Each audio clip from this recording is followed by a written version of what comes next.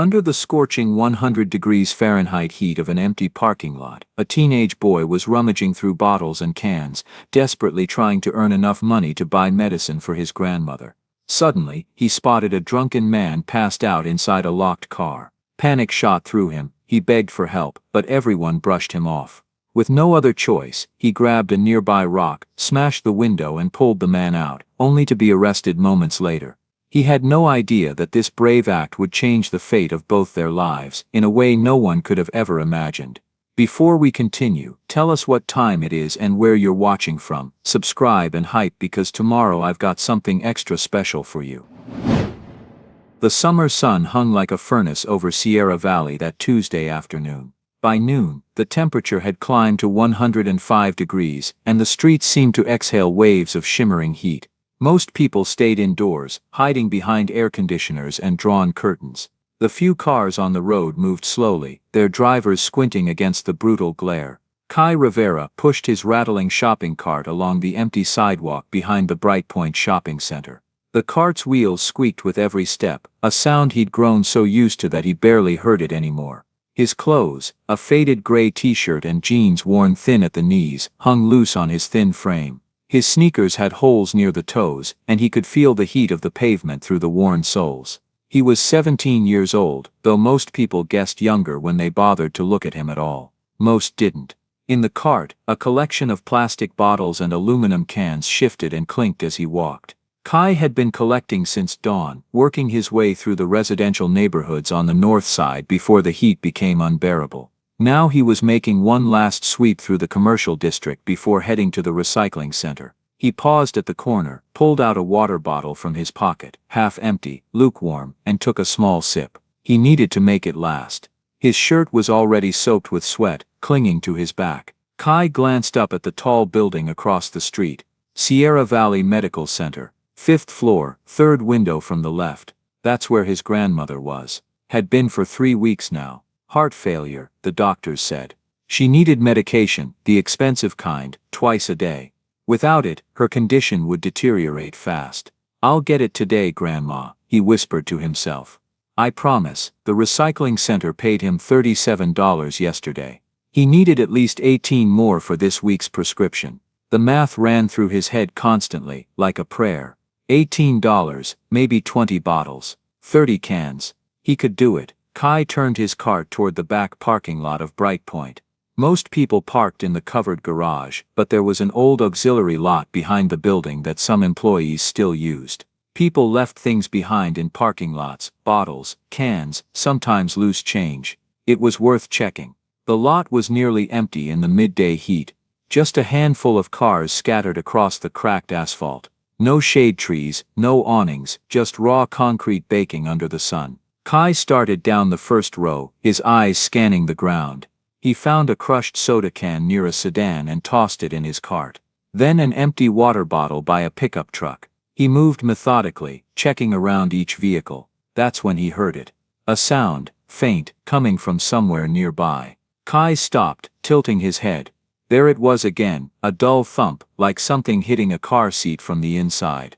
Then a low groan, barely audible. He turned slowly, trying to locate the source. His eyes settled on a black SUV parked slightly crooked about 3 spaces down. The windows were tinted dark, and the vehicle sat completely still in the blazing sun. Kai moved closer, leaving his cart behind. As he approached, he heard it again, that same weak sound, like someone trying to call out but unable to find their voice.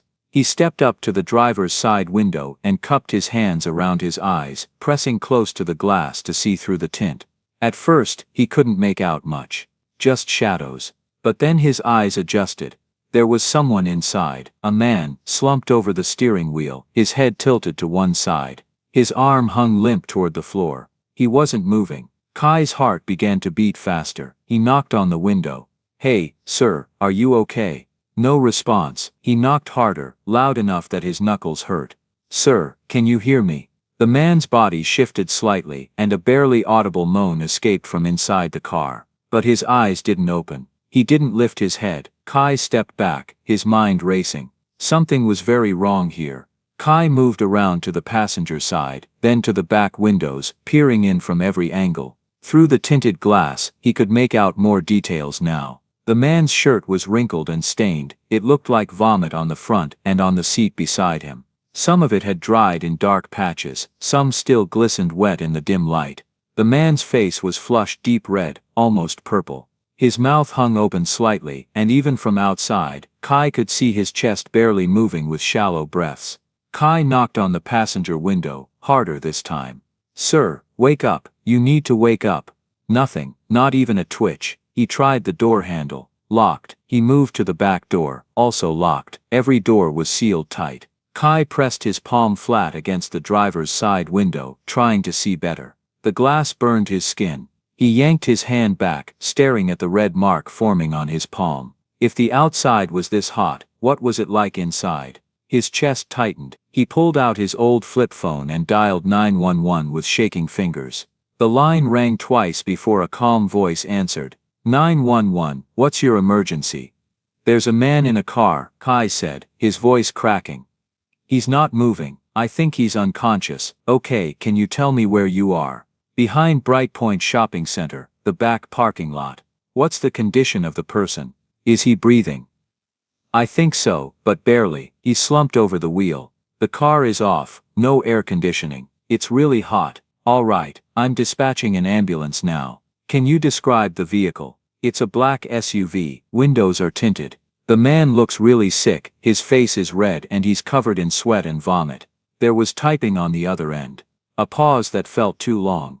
Help is on the way. The nearest ambulance is currently responding to another heat emergency in the area. Estimated arrival time is 15 to 20 minutes. 20 minutes, Kai's voice rose, but he's dying. The car is like an oven. Sir, I need you to stay calm. Do not attempt to break into the vehicle. Emergency personnel will have the proper tools. Can you stay at the location? What if he doesn't have 20 minutes? The paramedics are coming as fast as they can. Please do not try to enter the vehicle yourself. That could create liability issues and potentially harm the person inside. Kai felt his throat tighten.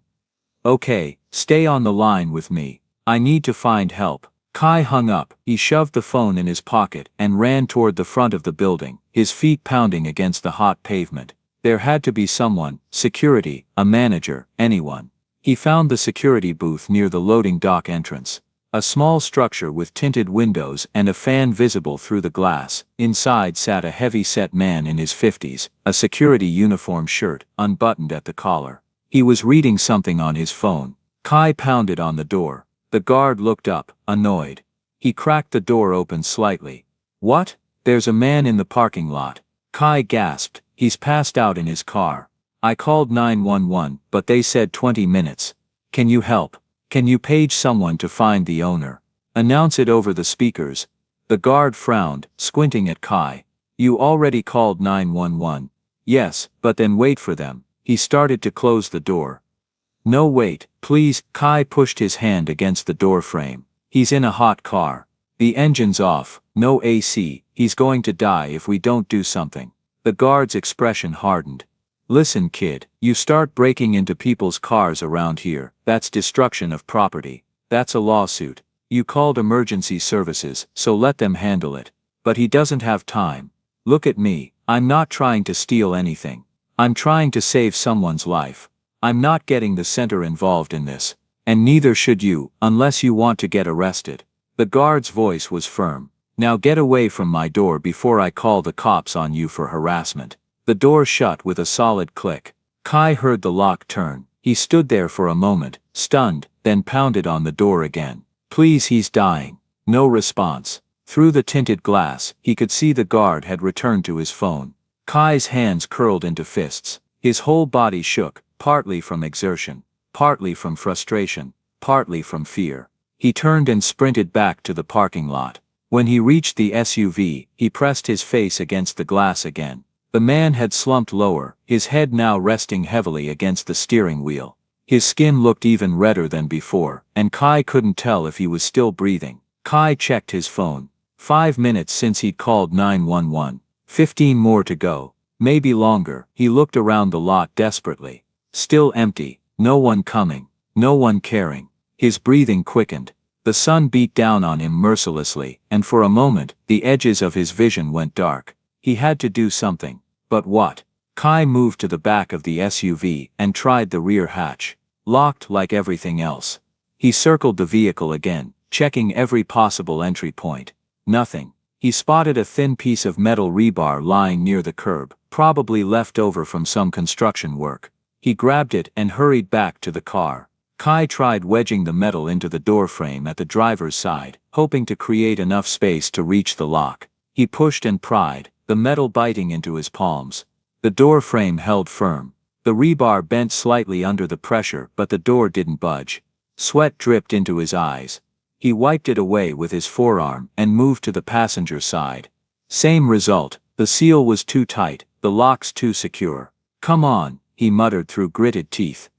"Come on." He tried the back door, working the rebar into the tiny gap at the top of the window. He pulled with all his strength. His arms trembled, his hands ached, the rebar slipped and clattered to the pavement. Kai picked it up and tried again, this time at a different angle. He wedged it in, pulled, twisted, the metal bent further. His hands were bleeding now from where the rough edges had cut into his skin. But the door stayed locked. He stepped back, breathing hard. His shirt was drenched, his vision swimming slightly from the heat and exertion. He checked his phone again. 8 minutes since the call, 12 more to go. Kai looked through the window at the man again. His chest was still moving, barely, but the rise and fall was so shallow it was almost imperceptible. The man's lips were cracked and dry, his skin an alarming shade of red. Kai pressed both palms against the window, trying to see better. The glass was scorching. He jerked his hands away, looking at the fresh red marks on his palms. If the outside was this hot, the inside had to be unbearable. Like an oven. Like a tomb. "Sir," Kai shouted through the glass, "can you hear me? You need to wake up, please." The man didn't respond. His body remained completely still except for those tiny labored breaths. Kai stepped back, his mind racing. He looked at his phone again. 9 minutes. The math was simple and terrible. If the ambulance took the full 20 minutes, and it might take longer, this man would be dead before they arrived. Heat stroke killed fast. Kai remembered that from somewhere, some health class years ago. The body's core temperature rises, the organs start to fail, the brain swells. Minutes matter, and they were running out of minutes. Kai looked around the parking lot one more time, hoping to see someone, anyone who could help.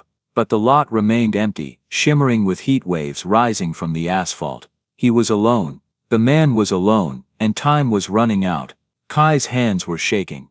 He thought about his grandmother lying in that hospital bed, waiting for medicine he hadn't bought yet.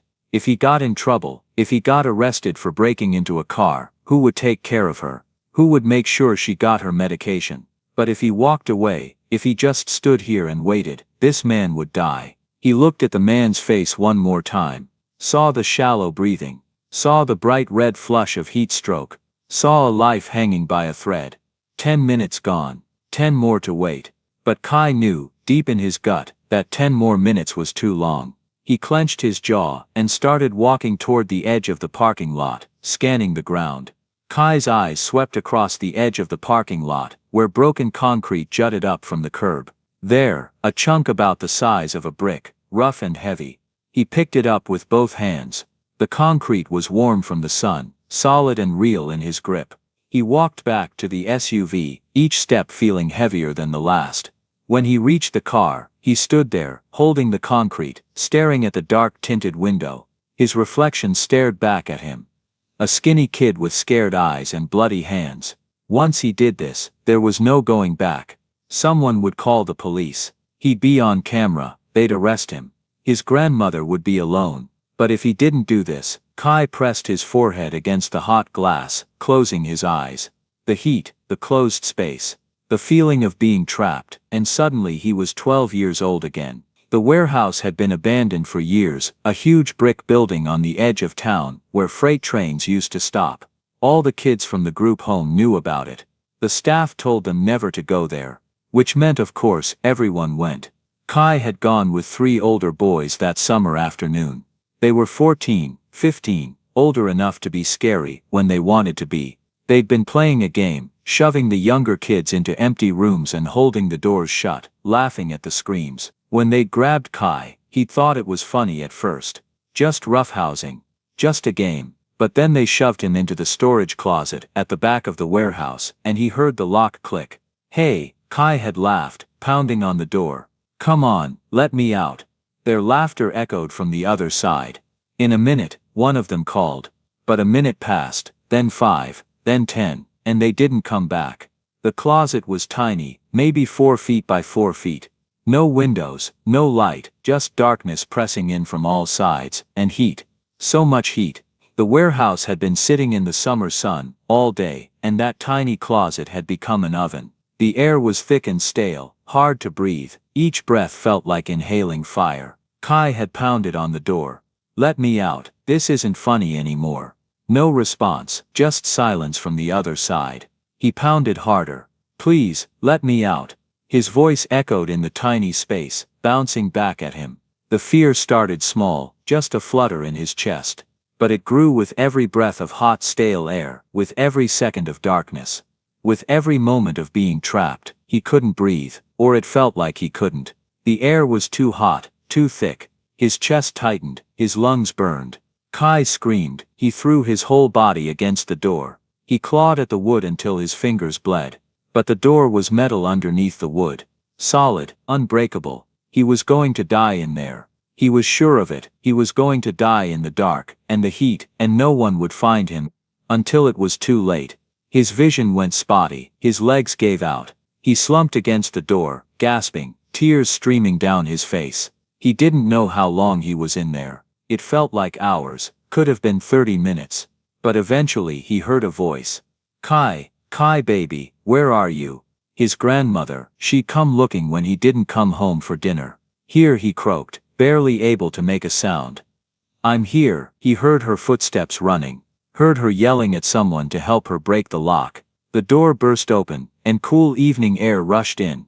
Kai fell forward into his grandmother's arms, sobbing, gasping, his whole body shaking.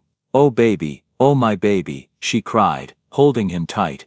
"It's okay, you're okay now." But Kai wasn't okay, not for weeks after. He woke up screaming in the middle of the night, convinced he was back in that closet. He couldn't stand small spaces, couldn't stand the heat. His grandmother sat with him through every nightmare. She held him when he cried.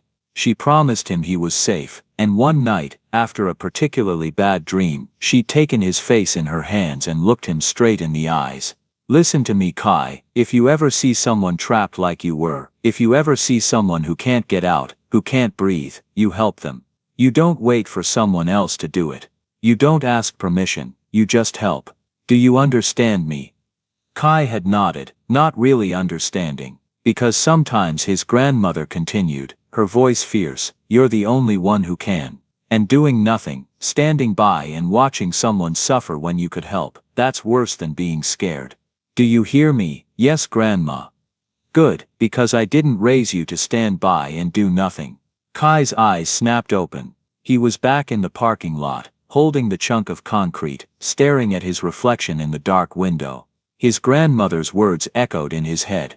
"You don't wait for someone else to do it.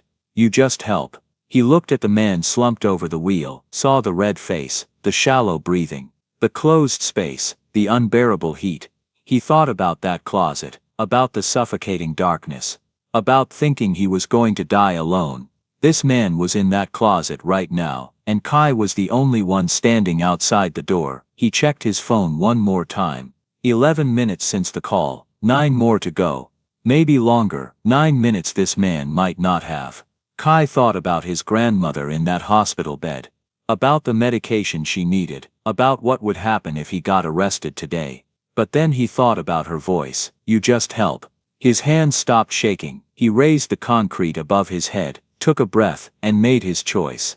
"I'm sorry," he whispered to himself, to the man, to his grandmother, to whoever might be listening. He brought the concrete down with all his strength. The first impact sent cracked spider webbing across the window. The second impact shattered it completely. Glass exploded inward, a cascade of glittering fragments raining down onto the back seat. The sound was deafening, a violent crack that echoed across the empty parking lot. Kai dropped the concrete. It hit the pavement with a heavy thud. For a moment he just stood there, staring at the jagged hole where the window had been, his ears ringing. Then he moved. He reached through carefully, feeling the heat blast out at him like opening an oven door. Shards of glass crunched under his palm. He felt a sharp sting as a piece sliced into his forearm, but he didn't stop. His fingers found the lock button. He pressed it. Click, the doors unlocked. Kai pulled his arm back. Blood was dripping down to his elbow now, and yanked open the back door. The smell hit him immediately. Vomit and sweat and something sour and wrong. He stumbled to the front door, and pulled it open. A wave of heat poured out, so intense it took his breath away. The man was still slumped over the wheel, unmoving. "Okay," Kai said, his voice shaking. "Okay, I've got you." He reached in and unbuckled the seatbelt. Then he grabbed the man under the arms and pulled. The man was heavy, much heavier than Kai had expected. Pure dead weight. Kai's thin arms strained, his feet slipping on the hot pavement. "Come on," he grunted, pulling harder. The man's body shifted, sliding toward the door. His feet caught on the frame. Kai adjusted his grip, braced his legs, and pulled again with everything he had. The man came free, tumbling out of the car. Kai tried to lower him gently, but his arms gave out at the last second. The man's shoulder hit the pavement with a dull thump. "Sorry," Kai gasped. "I'm sorry." He grabbed the man under the arms again, and dragged him across the parking lot, away from the car, toward a narrow strip of shade along the building's wall. It wasn't much, but it was better than nothing. Kai laid him down on his back as gently as he could. The man's face was bright red, his skin burning hot to the touch. His breathing was so shallow it was barely visible. Kai pulled out his empty water bottle, then cursed. He looked around desperately. There, near a drainage pipe along the wall, a small puddle of water, probably runoff from the building's air conditioning unit. It wasn't clean, but it was all he had. Kai ran over, filled the bottle halfway, and rushed back. He poured a little onto his hand and dabbed it on the man's forehead, his neck, his wrists, anywhere he could reach. "Stay with me," Kai said, his voice cracking. "Help's coming. Just hold on." The man's eyelids fluttered, a weak groan escaped his lips. "That's good," Kai said, "that's good, keep breathing." And then he heard voices. Kai looked up. Two people were hurrying across the parking lot, from the direction of the main building, a man in business casual and a woman in a store uniform. The man had his phone pressed to his ear. "Yeah, there's someone on the ground," the man was saying, "and a kid. The car windows smashed. You better send someone fast."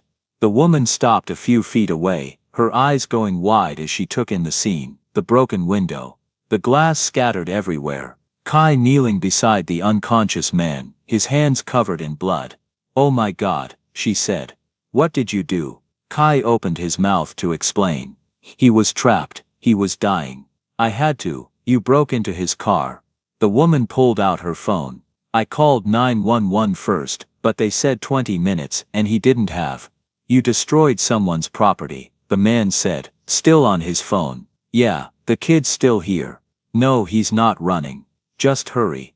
Kai's stomach dropped. "I was trying to save him." But the way they were looking at him, the suspicion, the judgment, told him everything he needed to know. They didn't see someone who just saved a life, they saw a criminal. The wail of sirens cut through the afternoon heat. Kai stayed kneeling beside the man, his hands still damp from the water he'd used to cool the man's skin. His own hands were shaking, from adrenaline, from fear, from the sudden realization of what he'd done. The two bystanders stood several feet away, watching him like he might bolt at any second. The man with the phone kept glancing between Kai and the shattered window. The woman had her arms crossed tightly over her chest. Within minutes, two police cruisers pulled into the lot, lights flashing red and blue. An ambulance followed close behind. The sirens went silent as they parked, but the lights kept spinning. Two officers stepped out of the first cruiser. One was older, maybe 50, with graying hair and a thick mustache.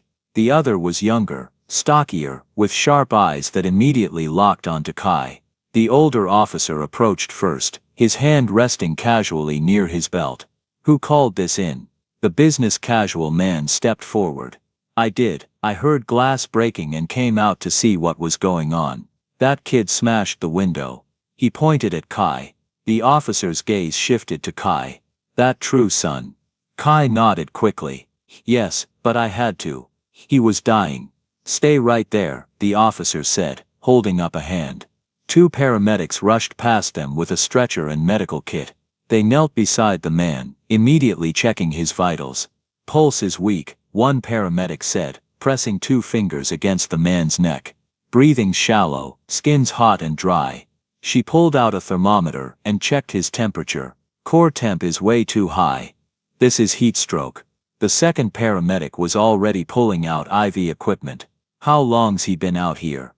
I don't know, Kai said. I found him in the car, maybe 15 minutes ago. He was already unconscious. The younger officer stepped closer to Kai. And you decided to break his window. He was locked inside with no air conditioning. Kai's voice rose. It's over 100 degrees. I called 911, but they said it would take 20 minutes. I didn't think he had that long. So you took it upon yourself to destroy someone's property. I was trying to save his life. That's not for you to decide, the officer said coldly. The first paramedic looked up from the man. Another 10-15 minutes in that heat, and he'd be gone. Organs would have started shutting down. Who got him out of the car? The second paramedic asked. The older officer nodded toward Kai. Kid says he did. The paramedic looked at Kai, her expression shifting. You pulled him out? Yes, ma'am. She glanced at the officer. Then the kid saved his life. The younger officer's jaw tightened. Or the kid's the reason he's hurt in the first place. He was unconscious in a locked car, in 100-degree heat, the paramedic said flatly. The kid didn't put him there. The kid got him out. The officer didn't respond. The paramedics worked quickly, hooking the man up to an IV, checking his pupils, stabilizing him.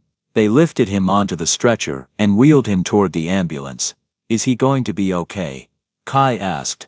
We'll know more at the hospital, the first paramedic said. Then she looked at Kai more closely, noticing the blood on his arms. You're bleeding, you should get that checked. I'm fine, those cuts need cleaning. Glass cuts can get infected. I'll take care of it later. The paramedics loaded the man into the ambulance. The doors slammed shut, and the vehicle pulled away, sirens blaring. Kai watched it go, a knot of relief and dread tangled in his chest. The man was alive. That was what mattered. But the officers weren't done with him. What's your name? The older officer asked. Kai Rivera. How old are you? 17. Where do you live? Kai hesitated. He couldn't exactly tell them he slept in an abandoned building. Around. The younger officer's eyes narrowed. Around where? Just, around. You got any ID? Kai shook his head. Any family we can call. Kai thought about his grandmother lying in that hospital bed. She couldn't handle this stress. She didn't need to know he'd been detained by police. No, he said quietly. The officers exchanged a look. Turn around, the younger officer said. Hands behind your back. What? Why? You're being detained for destruction of property and possible theft. I didn't steal anything. Turn around. Now, Kai's heart hammered. He turned slowly and felt the officer grab his wrist, pulling it behind his back. The cold metal of handcuffs clicked around one wrist, then the other. You have the right to remain silent, the officer said. Anything you say can and will be used against you in a court of law. The words blurred together. Kai stopped listening. He stared at the broken SUV, at the glass glittering on the pavement, at the puddle of water still sitting beside the shattered window. He'd saved a man's life. And now he was being arrested for it. The older officer opened the back door of the patrol car. Watch your head. Kai ducked and slid into the back seat. The door slammed shut. Through the window he could see the woman in the store uniform holding up her phone recording. The business casual man was talking to the other officer, gesturing animatedly. Kai closed his eyes and leaned his head back against the seat. All he could think about was his grandmother. About the medication she needed. About the prescription he was supposed to pick up today. He checked the time on the cruiser's dashboard through the metal grating. 2:30 in the afternoon. The pharmacy closed at 6. He had 3.5 hours to get out of here, get to the recycling center, get money and make it to the hospital. 3.5 hours that were slipping away with every passing minute. The police station was frigid. After the brutal heat outside, the air-conditioned interior felt like stepping into a freezer. Kai's sweat-soaked shirt clung to his skin, making him shiver as the officers led him through the front desk area and into a small interrogation room. The room was bare except for a metal table bolted to the floor and 2 chairs. Fluorescent lights hummed overhead, casting everything in a harsh white glow. "Sit," the younger officer, his name tag read Dawson, said, gesturing to one of the chairs. Kai sat. The handcuffs were still on, his wrists cuffed behind his back. The position made his shoulders ache. The older officer, Brennan, leaned against the wall while Dawson sat across from Kai, pulling out a notepad. "Let's start from the beginning," Dawson said. "What were you doing in that parking lot?" "Collecting bottles and cans for recycling." "You make money doing that?" "A little, enough." "Enough for what?" Kai hesitated. "Medicine. For my grandmother." Dawson wrote something down. "And you just happened to see the guy in the car." "I heard something, like someone hitting the inside of the car. So I went to check." "And what did you see?" "A man slumped over the steering wheel. Not moving. I knocked on the window but he didn't wake up." "So you called 911? "Yes. Around 12:30. "And what did they tell you?" "That an ambulance was coming, but it would take 15 to 20 minutes. There was another heat emergency somewhere else." Dawson tapped his pen against the notepad. "And you didn't think that was fast enough?" "He was dying," Kai said, his voice rising. His face was bright red. He wasn't responding. The car was off. No AC, no ventilation, just sitting in the sun like an oven. "So you decided to break the window?" "Not right away. I tried everything else first." "Like what?" "I tried to open the doors. All of them. They were locked. I found a piece of metal and tried to pry them open. It didn't work. I went to the security guard and asked him to help. He refused." Dawson raised an eyebrow. "The guard refused to help?" "He said it wasn't his problem. Said I'd get in trouble if I broke into the car. Told me to wait for the ambulance." "Smart advice." Kai's jaw tightened. "The man would be dead if I'd taken that advice." "That's not your call to make," Dawson said. "You're not a paramedic. You're not a doctor. You're a kid with no training who decided to take the law into his own hands." "I decided to save someone's life. By committing a crime. By doing what anyone with a conscience would do." Dawson leaned back in his chair, studying Kai. "You know that window's going to cost hundreds of dollars to replace, right? Maybe more for a car like that. Who do you think pays for that?" "I don't know. Me, I guess. If I have to." "With what money? You just said you barely scraped together enough for medicine." Kai didn't answer. "Here's what I think happened," Dawson continued. "I think you saw an expensive car with tinted windows. Thought it might have valuables inside. You smashed the window, and when you realized someone was in there, you panicked. So you made up this whole hero story to cover yourself." "That's not what happened," Kai said, his voice shaking with anger. "Then why were you really there? That parking lot's not exactly prime territory for finding cans and bottles. People leave things everywhere. I check wherever I can." "Sure. Or you were casing cars." "I wasn't casing anything.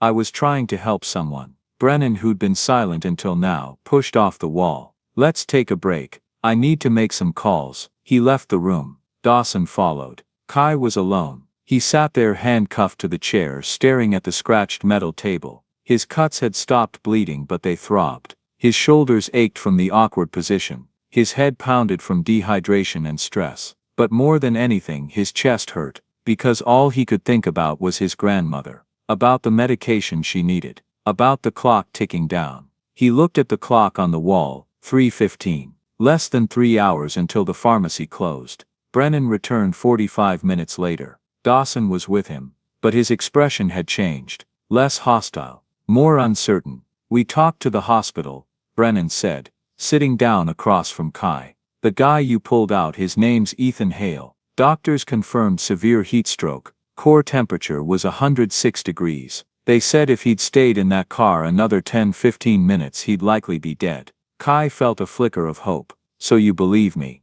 "We also checked the car," Brennan continued. "No signs of forced entry except the window you broke. Nothing stolen. Wallet, phone, keys, all still there. Because I wasn't trying to steal anything." Dawson crossed his arms. "Doesn't change the fact that you destroyed property." "Destroyed property," Kai's voice rose.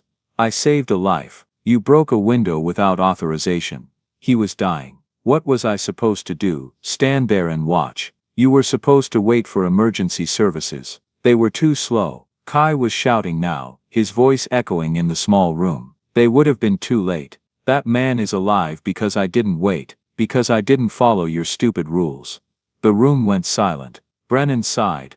Look, kid, technically what you did was destruction of property. We could charge you. But given the circumstances, and the fact that you did save his life, we're not going to. Kai's head snapped up. Really? Yeah. You're free to go. Can I go now? Hold on. We might need a statement later depending on what Mr. Hale says when he's more stable. So don't leave town. Kai almost laughed, as if he had anywhere to go. Brennan stood and unlocked the handcuffs. Kai's wrists were raw and red where the metal had dug in. Get those cuts looked at, Brennan said. And kid, next time wait for the professionals. Kai rubbed his wrists and stood. If there's a next time, I'll do exactly what I did today. He walked out before either officer could respond. By the time Kai made it outside, it was 4:30. He'd been in the police station for 2 hours. 2 hours he didn't have. He started running toward the recycling center, but he already knew it was pointless. They closed at 5. Even if he ran the whole way, he'd never make it in time with his cart full of cans. His cart, he'd left it in the parking lot. It was probably gone by now. And even if it wasn't, all his work from this morning, all those cans and bottles wouldn't be enough. Kai slowed to a walk, his chest heaving. He checked his pockets. $37 from yesterday. Not enough for the prescription. Not even close. He walked the rest of the way to the hospital, his legs heavy with exhaustion and dread. When he reached the 5th floor, he found the nurse at the station. She looked up, and her expression shifted to concern. Kai, are you all right? You're bleeding. I'm fine. Is my grandma okay? The nurse's face fell. Honey, we tried calling you, but your phone went to voicemail. Your grandmother needed her medication this afternoon, and when you didn't show up with it, we had to give her an emergency dose from our supply. Kai's stomach dropped. Is she okay? She's stable now. But the delay in her regular medication caused her heart rhythm to become irregular. We had to give her IV medication to stabilize her. She's resting, but it was close. Kai, really close. Kai felt like he couldn't breathe. Can I see her? Of course, but she's asleep. She's been through a lot today. Kai walked to room 512 on numb legs. His grandmother looked so small in the hospital bed. An oxygen mask covered her face. An IV ran from her arm to a bag hanging on a pole. Her chest rose and fell with slow, labored breaths. Kai pulled a chair up beside her bed and took her hand gently. I'm sorry, Grandma, he whispered, his voice breaking. I tried. I really tried, but I couldn't. I couldn't get here in time. She didn't respond, didn't open her eyes. Kai sat there holding her hand, tears streaming down his face. He'd saved a stranger's life today. But he'd almost lost the person who mattered most. Ethan Hale woke up to the sound of beeping monitors and the antiseptic smell of hospital air. His head throbbed. His mouth felt like sandpaper. Every muscle in his body ached. He tried to sit up, but a hand gently pushed him back down. Easy there, a nurse said. You've been through a lot. Just rest. What? Where am I? Sierra Valley Medical Center. You were brought in with severe heat stroke. You're lucky to be alive. Lucky. Ethan almost laughed at that. He didn't feel lucky. He felt like garbage. The nurse checked his IV and made notes on a tablet. Your wife is on her way. The doctor will be in shortly to talk to you. Wife, ex-wife. But Ethan didn't correct her. After the nurse left, Ethan closed his eyes and tried to remember what had happened. He remembered the bar, the darkness of it, the wood grain of the counter where his whiskey sat. He'd lost count after the 4th or 5th glass. He remembered stumbling out to his car. The parking lot had been bright and hot, the sun beating down mercilessly. He'd gotten into the driver's seat, thinking he'd just sit for a minute, just rest before driving home. And then, nothing, just black. But before that, before the bar, before the drinking, there'd been an envelope on his kitchen table. Divorce papers, final and official, 7 years of marriage gone. Signed away with a few strokes of a pen. It hadn't always been like this. Ethan remembered the beginning. The good years. He'd met Vanessa at an architecture convention 10 years ago. She'd been working for a rival firm, and they'd ended up sitting next to each other during a panel discussion on sustainable design. By the end of the hour, they were finishing each other's sentences. They got married a year later. 2 years after that, they'd quit their jobs and started their own firm. It was crazy and terrifying and perfect. They worked out of a cramped office above a dry cleaner, eating instant noodles and staying up until 3 in the morning drafting designs. Their first big contract came after 6 months of hustling. A residential development. Nothing glamorous, but it was steady work. It paid the bills. It let them hire 2 employees and move into a real office. When Leo was born, Ethan had held his tiny son and sworn he'd build something great. Something to be proud of. Something to pass down. For a while it had worked. The firm grew. They landed bigger contracts. Ethan's designs won awards, but success was fragile. The decline started 2 years ago. A major contract fell through when the developer went bankrupt. Then another client sued over a design flaw that wasn't even their fault, but the legal fees drained their savings anyway. Employees started leaving. Contracts dried up. Bills piled up. Ethan had thrown himself into the work, trying to fix it. He stayed at the office until midnight, skipped meals, ignored phone calls. He snapped at Vanessa when she suggested taking a break. He yelled at Leo for being too loud while he was trying to work. The stress was crushing. It sat on his chest like a weight, making it hard to breathe. So he started drinking. Just a glass of wine with dinner at first, then 2 glasses, then a bottle, then whiskey after work, then whiskey during work. Vanessa had tried to talk to him, begged him to see a therapist, to take a vacation, to just slow down for a minute. But Ethan couldn't. If he stopped, even for a second, he'd have to face the truth. He was failing. His company was failing. He was failing his wife and his son and everyone who'd believed in him. The drinking got worse. The fights got louder. Leo started crying when Ethan came home. And then, 6 months ago, Vanessa moved out, took Leo with her. Ethan had told himself it was temporary. She just needed space. She'd come back. But she didn't. The divorce papers arrived 2 weeks ago. And this morning, or was it yesterday, Ethan had lost track. He'd signed them. Irreconcilable differences, sole custody to Vanessa, division of assets. Ethan had signed his name on every line, his hand shaking. Then he'd gone to the bar. The hospital room door opened. Vanessa stood in the doorway. She looked tired, older than he remembered. There were dark circles under her eyes. "Ethan," she said quietly. "Hey." She didn't sit down. She just stood there, arms crossed, looking at him like he was a stranger. "The doctor said you almost died." "I know, you got drunk and passed out in your car in 100-degree heat. Do you have any idea how insane that is?" Ethan didn't answer. "You could have died, Ethan. You almost did. Some kid had to break your window and pull you out. A kid. I didn't ask anyone to."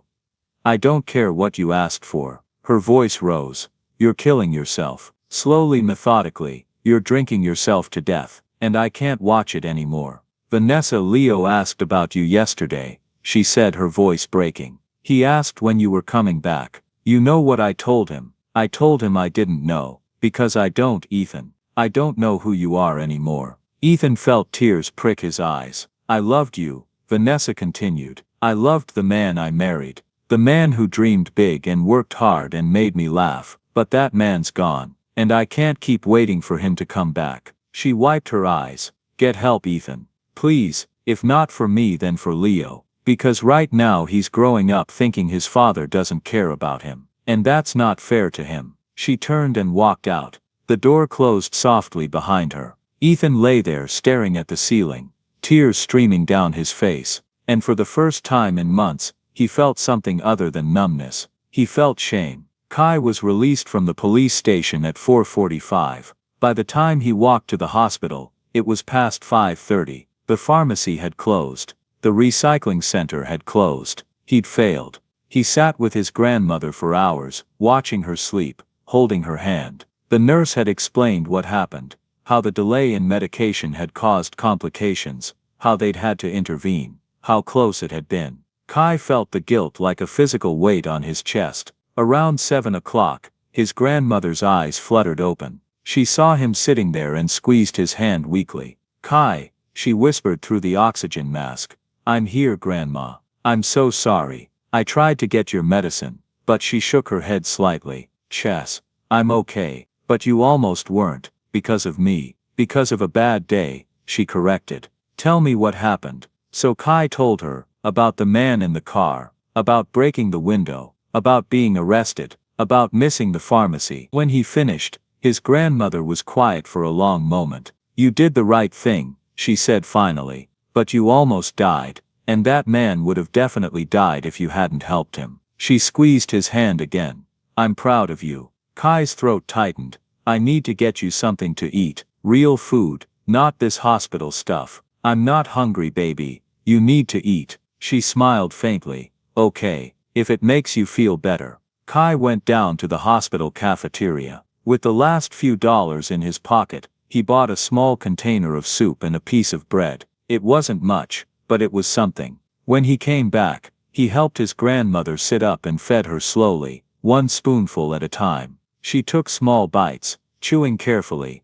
This is good, she said, though they both knew it wasn't. It's terrible, Kai said, but it's all they had. She chuckled, which turned into a cough. Kai waited until she caught her breath, then gave her another spoonful. They sat like that for a while, comfortable in the quiet. It reminded Kai of better times. Before the hospital, before the medication, when it was just the two of them in their small apartment, eating dinner and talking about the day. I love you, Grandma, Kai said. I love you too, baby, more than anything. After his grandmother fell asleep again, Kai walked down to the main floor. He was exhausted, his body aching from the day, his cuts stung, his wrists hurt from the handcuffs. He wandered through the quiet hallways, not sure where he was going, just needing to move. That's when he passed the waiting area near the emergency department entrance, and froze, because sitting on a bench near the windows was the man from the car. He looked rough, his hair was messy, he wore a hospital gown under a thin jacket someone must have given him, and in his hand was a small bottle, whiskey. Kai's blood ran cold. The man Ethan was drinking. A woman stood in front of him. Vanessa, though Kai didn't know her name yet. She was crying, her voice raised. Are you serious right now? You're drinking here, after everything? Ethan didn't look at her, just stared at the bottle in his hands. You almost died today, Ethan. Someone saved your life, and you're sitting here drinking like it meant nothing. I didn't ask to be saved, Ethan said quietly. That's not the point. The point is someone cared enough to help you, when you clearly don't care about helping yourself. Kai's hands clenched into fists. He watched as Vanessa tried to reason with Ethan, watched as Ethan took another drink, watched as she finally gave up and walked away, sobbing. And something inside Kai snapped. He walked over to the bench. Ethan didn't notice him at first. You're still drinking, Kai said. Ethan looked up, startled. Recognition flickered across his face. Oh, your thanks, I guess. For earlier, thanks. Kai's voice was shaking with anger.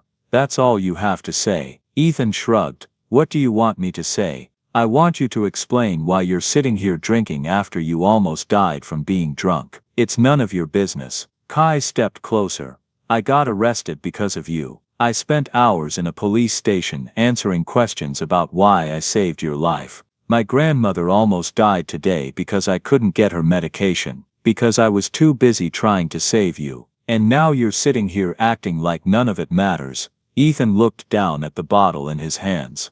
I didn't ask you to save me, he said again. You were dying. Maybe I wanted to, Ethan said quietly. The words hung in the air between them. Kai stared at him, his anger shifting to something else. Disbelief, disgust. You're pathetic, Kai said. Ethan flinched but didn't respond. You know what, Kai continued, his voice rising. I don't care if you want to throw your life away. That's your choice. But don't make other people pay for it. Don't make me pay for it. Don't make your wife pay for it. Don't make your kid pay for it. He turned and walked away, his whole body shaking with rage. Behind him Ethan sat in silence, staring at the bottle in his hands. Kai turned and walked away, his whole body shaking with rage and exhaustion. He didn't look back. He made it to the stairwell before his legs gave out. He sat down hard on the bottom step, his vision blurred with tears. He'd risked everything to save that man. Everything. And the man didn't even care. Kai wiped his eyes roughly with the back of his hand. His cuts stung. His wrists ached where the handcuffs had been. His whole body felt like it was breaking down. But he couldn't fall apart. Not yet. His grandmother needed him. He stood up slowly and climbed the stairs to the 5th floor, each step heavier than the last. Behind him in the waiting area, Ethan sat frozen on the bench. The kid's words echoed in his head. "You're pathetic. Don't make other people pay for it. Don't make your wife pay for it. Don't make your kid pay for it." Ethan looked down at the bottle of whiskey in his hands, half empty. The liquid inside caught the fluorescent light, amber and familiar. How many times had he sat like this, holding a bottle, telling himself it would make things better, knowing it wouldn't? He thought about Vanessa's face, the disappointment, the exhaustion. He thought about Leo asking when Daddy was coming home. He thought about that kid, Kai, bleeding and angry, and so young, telling him he was wasting his life.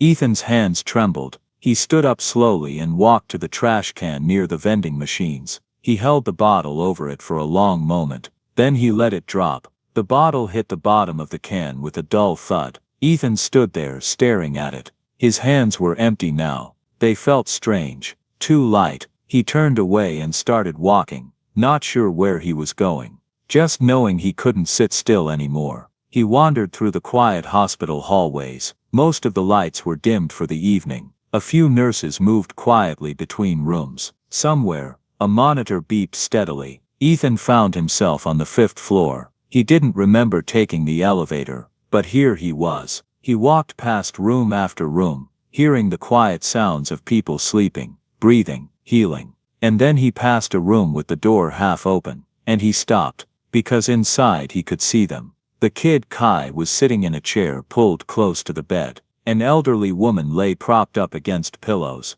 an oxygen tube under her nose. She looked tired but alert, smiling at something Kai had just said. Kai was holding a small foam container from the hospital cafeteria. He scooped up a spoonful of soup, blew on it gently to cool it, then lifted it to his grandmother's mouth. She took a small sip and smiled.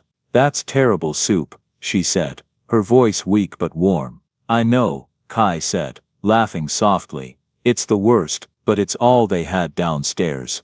"You're a good boy," his grandmother said. "You always say that, because it's always true." Kai scooped up another spoonful, blew on it, fed it to her carefully. There was so much love in that simple gesture, so much patience, so much care. Ethan felt his chest tighten. He thought about the last time he'd sat with Leo, really sat with him, not just in the same room, but present, listening, caring about what his son was saying. He couldn't remember. He thought about the last time he'd told Vanessa he appreciated everything she'd done for him, the sacrifices she'd made, the patience she'd shown. He couldn't remember that either. He'd been so consumed by his own failures, so lost in his own pain, that he'd forgotten about the people who actually mattered. And now they were gone. But this kid, this homeless, exhausted, bleeding kid, had nothing. No home, no money, no future. But he had something Ethan had thrown away. He had love. He had someone to care for. He had purpose. Ethan watched as Kai wiped a drop of soup from his grandmother's chin with a napkin. So gentle, so careful. "I love you, Grandma," Kai said quietly. "I love you too, baby," she whispered. More than anything in this world. Ethan felt tears streaming down his face. He'd almost died today. Some kid had broken a window and pulled him out of a burning car to save his life, and his first instinct had been to drink, to waste the second chance he'd been given. But watching this boy feed his grandmother hospital soup like it was the most important thing in the world, Ethan understood something. Life wasn't about success or failure. It wasn't about money or careers or keeping up appearances. It was about this simple act of love, this choosing to show up for someone, even when you had nothing left to give. Ethan turned away from the door, his shoulders shaking with silent sobs. He walked to the end of the hallway and leaned against the wall, letting himself cry. And for the first time in months he made a decision. He was going to get help, real help. He was going to fight for his life, not because he deserved it, but because other people had fought for it too. That kid had fought for it, had risked everything for it. The least Ethan could do was not waste it. He pulled out his phone, wiped his eyes and searched for help. Tomorrow he would start over. Tonight he would just try to believe that starting over was possible. Inside room 512, Kai finished feeding his grandmother and set the empty container aside. "You should rest now," he said. "You should too," his grandmother said. "You look exhausted." "I'm okay." She reached for his hand. "What you did today, saving that man, that was brave. I'm proud of you." He didn't even care, Grandma. He was drinking again, like none of it mattered. "Maybe it didn't matter to him yet," she said. "But someday it will. You planted a seed today, baby. Sometimes it takes time for seeds to grow." Kai didn't respond. He just held her hand. "Get some rest," she said. "Tomorrow's a new day." Kai nodded and leaned down to kiss her forehead. Then he sat back in the chair, closed his eyes and finally let himself rest. Ethan walked out of the hospital and into the cool evening air. For the first time in months his head felt clear. Not good, not happy, but clear. He thought about the kid, about the anger in his voice, about the way he'd fed his grandmother so gently, so patiently, about the way he'd risked everything, his freedom, his grandmother's health, to save a stranger. Ethan had spent months feeling sorry for himself, drowning in self-pity and whiskey, convinced he'd lost everything. But that kid had less than nothing. No home, no money, no future. And yet he still chose to help, still chose to care. Ethan walked home through the empty streets. When he got to his apartment, he went straight to the cabinet above the refrigerator where he kept his bottles. He took them all out. 3 bottles of whiskey, 1 vodka, 2 bottles of wine. He opened each one and poured them down the kitchen sink. The smell made his stomach turn. He wanted to stop, wanted to save just 1 bottle, just in case, but he didn't.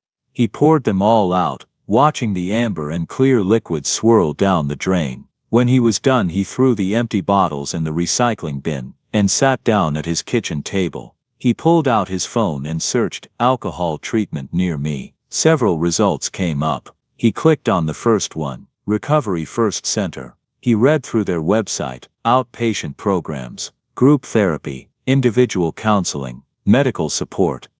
They had a 24-hour intake line. Ethan's finger hovered over the call button. He thought about Vanessa, about Leo, about the kid who'd pulled him out of that car. He pressed the button. The phone rang twice. Recovery First Center, this is Dana. How can I help you? Ethan opened his mouth. For a moment no words came out. Hello, are you there? Yeah, Ethan said, his voice rough. I'm here. I need help. The first few weeks were brutal. Ethan attended group therapy sessions 3 times a week. He sat in a circle with strangers, listening to stories that sounded too much like his own. Addiction, failure, loss. He met with a counselor named Marcus twice a week for individual sessions. They talked about things Ethan had buried for years. His fear of failure, his need for control, his inability to ask for help. Why did you start drinking? Marcus asked during one session. To forget, Ethan said. Forget what? That I was failing, that I'd lost everything. But you hadn't lost everything, Marcus said. You still had your wife, your son, your health. You had opportunities to rebuild. I couldn't see that then. Can you see it now? Ethan thought about that. I'm starting to. The cravings were the worst part. They came in waves, sudden and overwhelming. His body screamed for alcohol, convinced it needed it to function. But Ethan didn't drink. He went to AA meetings at a church downtown. He called his sponsor when the cravings got bad. He took medication that helped reduce the urge to drink. And slowly, painfully, he started to feel like himself again. Not the self he'd been 2 years ago when everything was falling apart, but the self he'd been before that. The self who'd loved his work, who'd laughed with his wife, who'd played with his son. 4 weeks into his sobriety, Ethan called Vanessa. Hey, he said, when she answered. There was a long pause. Hey, I wanted to let you know I've been going to treatment. Outpatient therapy 3 times a week, individual counseling, AA meetings. Vanessa didn't respond right away. When she did, her voice was careful. How long? A month now. That's good, Ethan.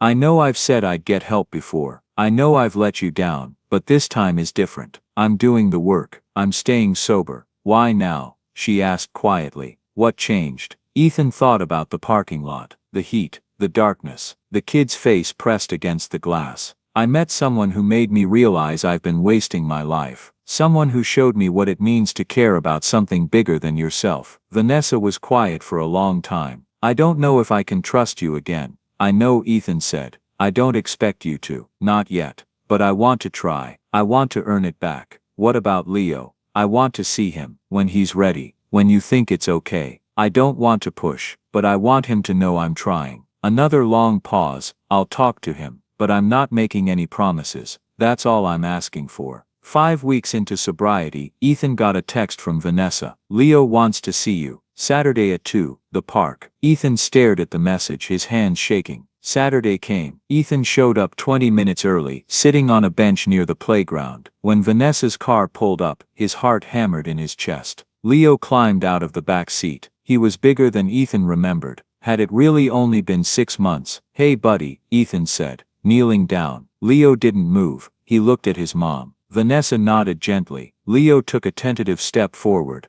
then another. Then he ran into Ethan's arms. Ethan held him tightly, tears streaming down his face. I'm sorry, buddy. I'm so sorry. I missed you, Dad. Leo whispered. I missed you too. So much. They sat on the bench together. Leo told him about school, about his friends, about a new video game he was playing. Ethan listened to every word, soaking it in. When it was time to go, Leo hugged him again. Will I see you next week? Leo asked. If you want to. I want to. Ethan watched them drive away, his chest full of something he hadn't felt in months. Hope. 2 months into sobriety, Ethan started taking on small freelance projects, just residential designs, small renovations, nothing big, but it felt good to work again, to create something, to use his hands and his mind for something other than drinking. He rented a small studio space and set up a drafting table. He spent his evenings sketching, losing himself in the work, and one evening, as he sat at his desk, he thought about the kid who'd saved him.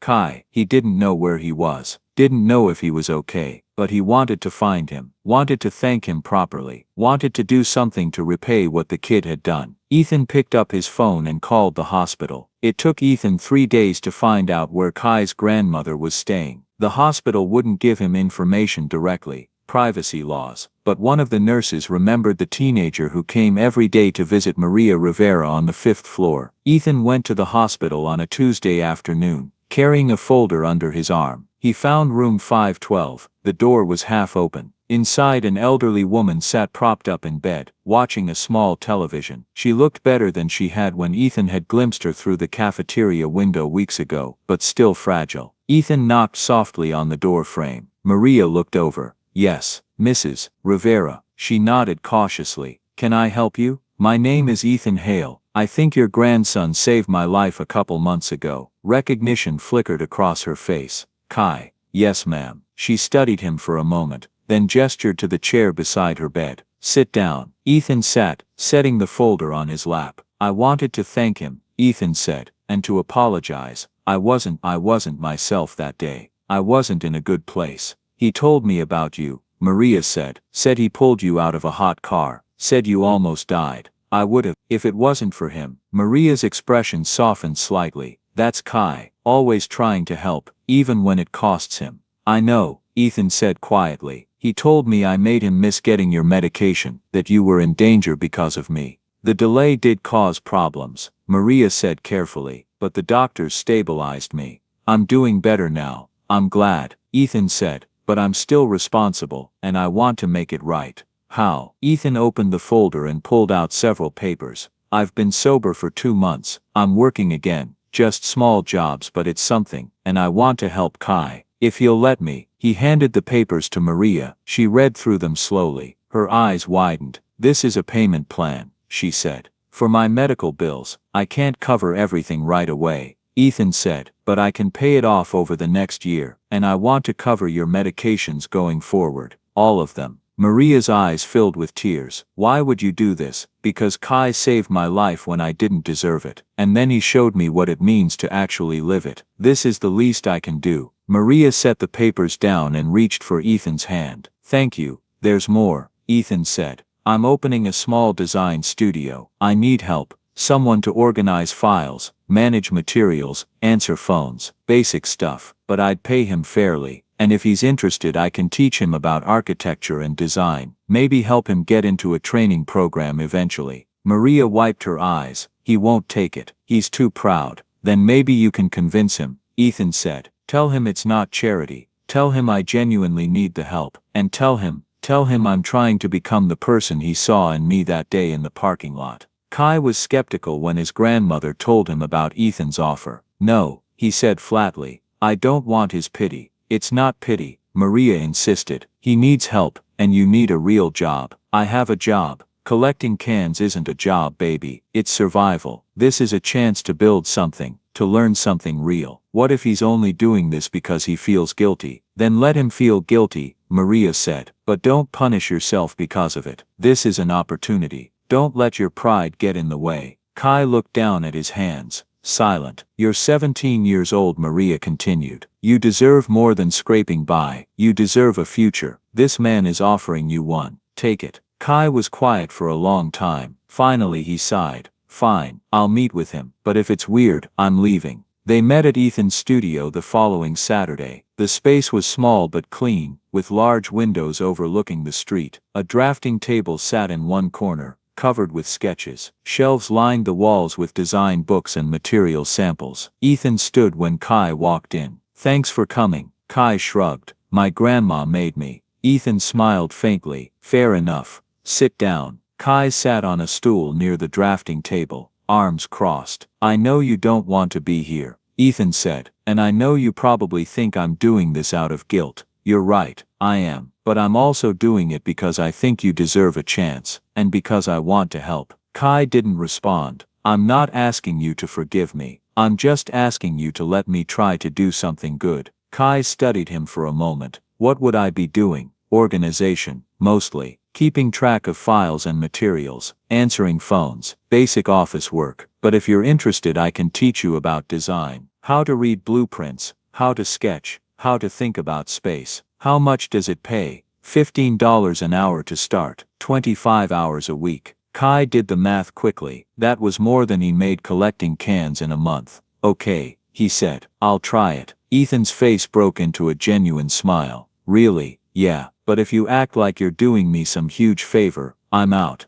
Deal. The first few weeks were awkward. Kai showed up on time but kept to himself. He did the work, filing, organizing, running errands, but didn't say much. Ethan didn't push. He just let Kai get comfortable. Gradually things shifted. One afternoon, Ethan was sketching a kitchen renovation when Kai walked over. What's that for? A client wants more counter space but doesn't want to knock down walls. Kai leaned over his shoulder. Why not move the sink? Ethan blinked. What? The sink. If you move it to the island, you free up that whole wall for cabinets. Ethan stared at the sketch. That actually works. Just an idea. From then on, Kai started paying more attention. He asked questions, offered suggestions, studied the designs. Ethan found himself teaching, explaining the principles of balance and function, and Kai absorbed everything. 6 months later, Ethan's studio was growing. He'd hired another employee and landed several bigger contracts, but Kai remained his right hand. One evening, after everyone else had left, Ethan and Kai sat at the drafting table reviewing a design. You're good at this, Ethan said. Kai looked up, surprised. At what?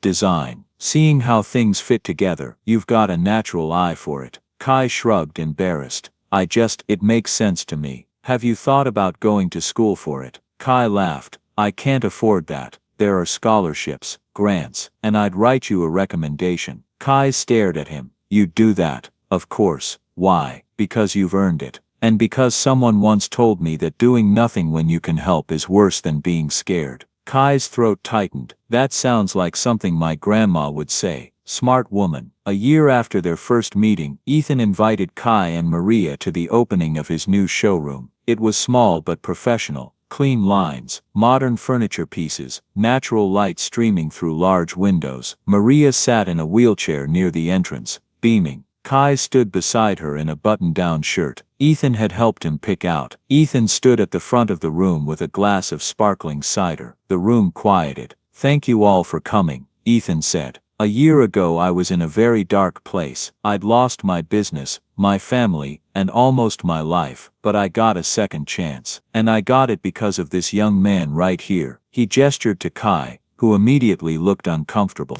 Kai saved my life when I didn't deserve it. Ethan continued. And then he showed me what it means to actually live it, to work hard, to care about something bigger than yourself. This showroom wouldn't exist without him. So this isn't just mine, it's ours. The room applauded. Kai's face turned red, but he was smiling. After the guests left, Ethan pulled Kai aside and handed him an envelope. Kai opened it. Inside was a letter of acceptance to the local community college's architecture program, and a check for the first year's tuition. I can't. Kai started. You can, Ethan said firmly, and you will, because you're talented, and you deserve every opportunity. Kai stared at the letter, his hands shaking. Thank you. No, thank you. 2 years later, Ethan stood in his expanded studio. 5 employees now, projects across the city. Vanessa came by sometimes. They were taking it slow, rebuilding trust. Leo visited every weekend. In the corner, at a desk covered with blueprints, sat Kai, 20 years old now, finishing his 2nd year of college, still working part-time at the studio. Kai looked up and caught Ethan's eye. He smiled. Ethan smiled back. He thought about that day in the parking lot, the heat, the darkness, the window shattering, how close he'd come to losing everything. And he thought about the boy who'd refused to let him die. Sometimes you save someone's life, and sometimes they save yours right back. Join us to share meaningful stories by hitting the like and subscribe buttons. Don't forget to turn on the notification bell to start your day with profound lessons and heartfelt empathy.